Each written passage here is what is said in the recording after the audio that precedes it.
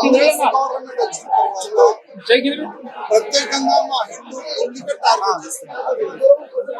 మీరు గవర్నమెంట్ ఎందుకు టార్గెట్ చేస్తున్నారు అంటే రేవంత్ రెడ్డి గారు మీరు మర్చిపోయినారేమో ఇక్కడ నుంచే మీరు ఎంపీగా గెలిచినారు, ఇక్కడ నుంచే మీరు అసెంబ్లీ వెళ్ళారు, ఇక్కడ నుంచే మీరు ముఖ్యమంత్రి కూడా అయినారు. కానీ మీరు ఇదే పార్లమెంట్ నుంచి గెలిచిన తర్వాత కనీసం కట్టా మైసమ్మ ప్రాంగణంలో అపవిత్రం జరిగింది, దానిపైన ఒక చిన్న స్టేట్మెంట్ కూడా లేదు. దురదృష్టం. రాజకీయం చెయ్యండి. ఏ విధంగా ఆ నాస్తికుడు కేటీఆర్ రాజకీయం చేస్తాడు మీరు కూడా చేయండి, నో ప్రాబ్లం. కానీ మీకు ఏ విధంగా ముస్లిం ఓటేస్తారు అదే విధంగా హిందువులు కూడా మీకు ఓటేస్తారు. ఎక్కడైనా గుళ్ళ పైన దాడు కానీ హిందువుల పైన దాడు కానీ జరిగితే కనీసం ఒక ముఖ్యమంత్రిగా మీరు స్టేట్మెంట్ ఇవ్వాలి, అది మీ బాధ్యత.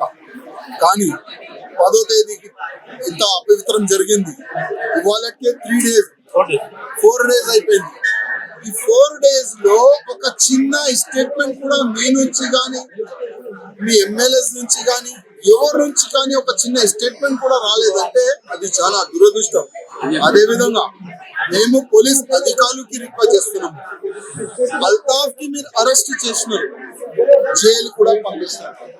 ఆయనకి బెయిల్ రాకుండా చూసే బాధ్యత మీది ఉన్నది. ఎందుకంటే ఆయనకి ఒకవేళ బెయిల్ వస్తే మా హిందువుల చేతికి దొరికితే మళ్ళీ ఏమైతుంది ఒక్కసారి మీరు ఆలోచన చేసుకోండి.